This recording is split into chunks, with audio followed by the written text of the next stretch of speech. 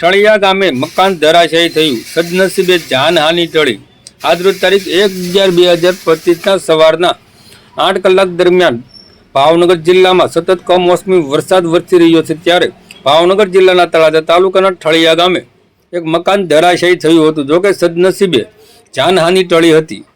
સવારનો સમય હોય અને મકાનમાં લોકો ન હોય, જેથી કોઈ જાનહાનિ થઈ નથી, પણ ઘર વખરી તેમજ અન્ય સામાન મકાન નીચે દબાઈ ગયો હોય તેવું જાણવા મળ્યું છે।